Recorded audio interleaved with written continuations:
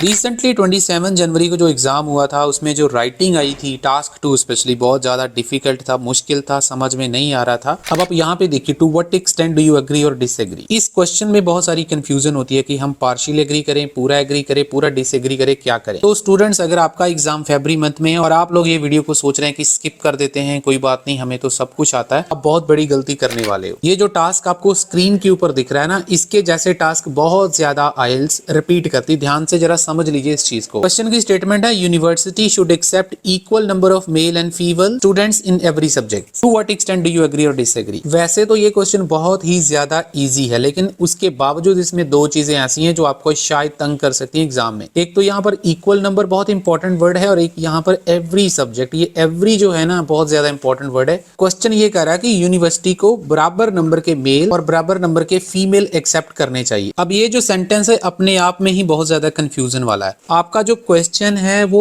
इस वर्ड के ऊपर है, एवरी सब्जेक्ट। बहुत सारे स्टूडेंट क्या करेंगे, उनको लगेगा कि हम 50-50 कर देते हैं। 50-50 का मतलब यह है कि आप एग्री भी हो रहे हो, आप डिसएग्री भी हो रहे हो। अब यहाँ पर ही सबसे बड़ी कंफ्यूजन स्टूडेंट्स खड़ी हो जाती है जब उसने आपको पूछ लिया कि हर एक सब्जेक्ट में, हर एक सब्जेक्ट में, बार बार बोल रहा हूँ, हर एक सब्जेक्ट में। हर एक सब्जेक्ट का मतलब है यूनिवर्सिटी के पास बहुत सारे कोर्सेज होते हैं, और सारे ही कोर्सेज में क्या वो उतनी ही मेल या उतनी ही फीमेल कैंडिडेट को रख सकते हैं? मेरे ख्याल से तो ये आइडिया बिल्कुल अनरियलिस्टिक है, ये हो ही नहीं सकता है। बच्चों के दिमाग में ये चीज चलेगी कि हम इसको 50-50 कर देते हैं, मतलब 50% हम ये मान लेंगे कि कुछ कोर्सेज ऐसे होते हैं जिसमें हम इक्वालिटी लेके आ सकते हैं, कुछ कोर्सेज ऐसे होते हैं जिसमें हम इक्वालिटी नहीं लेके आ सकते। भाई, आपका क्वेश्चन इस पे नहीं है कि आपको ये बताना है कौन कौन से कोर्स में इक्वालिटी आ सकती है, कौन कौन से कोर्स में नहीं आ सकती है। नहीं, आपका क्वेश्चन ही ये है कि उसने आपसे सीधा सवाल पूछा है, हर एक सब्जेक्ट में यूनिवर्सिटी को एक्सेप्ट करना चाहिए। तो क्या ये पॉसिबल है या नहीं, बस आपने ये बताना। तो मेरे ख्याल से तो ये पॉसिबल नहीं है,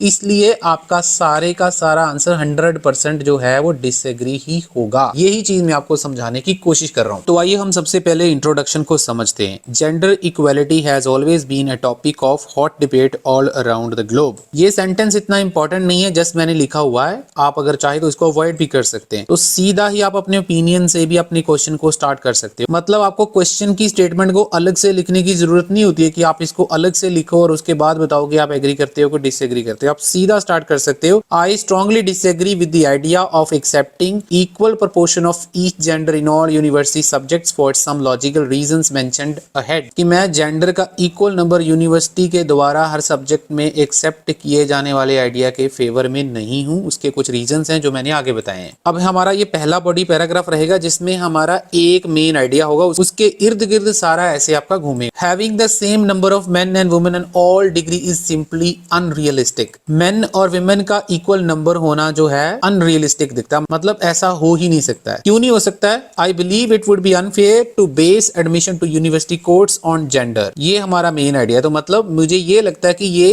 अनफेयर होगा कि यूनिवर्सिटी जेंडर के आधार पर एडमिशन लेती है। क्या रीजन है इसका? Because universities always tend to continue selecting the best candidates for each course according to their qualification and academic score. मतलब यूनिवर्सिटीज हमेशा बेस्ट कैंडिडेट को चूज करती है उनकी क्वालिफिकेशन और उनके एकेडमिक स्कोर के बेस पे। इससे क्या होता है, दोनों men and women have the same opportunities and applicants know that they will be successful if they work hard to achieve good score at school. इसका ये फायदा होता है कि दोनों जो मेल और फीमेल होते हैं उनको इक्वल अपॉर्चुनिटी मिलती है, और उनको ये चीज पता होती है कि वो तभी कामयाब होंगे अगर उन्होंने स्कूल में अच्छी मेहनत करी है, मतलब अच्छा ग्रेड उन्होंने लिया है, अच्छा स्कोर किया है, तभी उनकी एडमिशन यूनिवर्सिटी में होगी। इस चीज का उनको भी पता रहता है। If a female student is the best candidate for a place on A course, अब ये यहाँ पर एक एग्जाम्पल है, अगर कोई फीमेल कैंडिडेट बेस्ट है किसी कोर्स के लिए, it is surely wrong to reject her in favour of male student with lower grades और fewer qualification.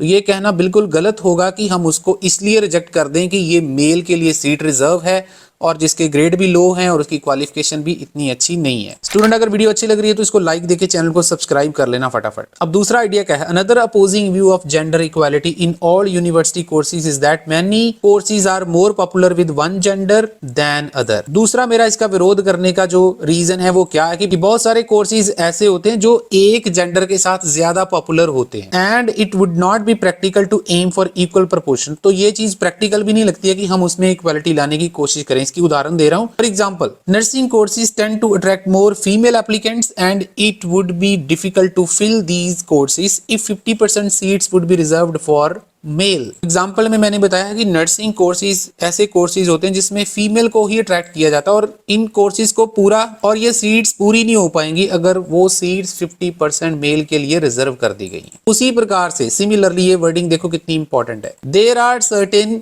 Mail based courses, बहुत सारे मेल बेस्ड कोर्सेज भी होते हैं where female candidate can never be thought to be enrolled. यहाँ पर female candidate को enrol करवाने के बारे में सोचा भी नहीं जा सकता है। तो देखिए ये पहला बॉडी पैराग्राफ था जिसमें मैंने पूरा डिसएग्री करके बताया कि मैं क्यों मुझे लगता है कि ये चीज नहीं हो सकती है। दूसरे वाले में भी मैंने इसी चीज को ही बताया है। अब हम इसका कंक्लूजन कर देंगे। As discussed above that gender based selection criteria by academic institutes in all subject, मैं बार बार बोल रहा हूं all subjects, seems impractical and unfair. I strongly feel selection should be based on merits and those who deserve should be offered seats in all courses। मतलब मैं strongly ये believe करता हूं कि सिलेक्शन मेरिट के बेस पे होनी चाहिए, जो कैंडिडेट डिजर्व करते हैं उनको ही सीट्स मिलनी चाहिए सारे कोर्सेज में। तो बहुत ही ज्यादा क्लियर कट रिस्पॉन्स है, चाहे मैं पूरा डिसएग्री किया हूं लेकिन पूरा डिसएग्री कैसे किया है वो बहुत इंपॉर्टेंट है। मैंने ये पूरे ऐसे में ये एवरी सब्जेक्ट को नहीं छोड़ा है कि हर एक सब्जेक्ट में इक्वालिटी कैसे नहीं हो सकती। तो होपफुली मैंने आपको बहुत अच्छे तरीके से समझाने की कोशिश करी है। आपको एग्जाम में ऐसे क्वेश्चन आ सकते हैं। अगर आप मेरे से चाहते हैं कि इसके जैसी मैं और वीडियोस बनाऊं या फिर किसी और टॉपिक पे वीडियो बनाऊं तो प्लीज कमेंट सेक्शन में कमेंट करना।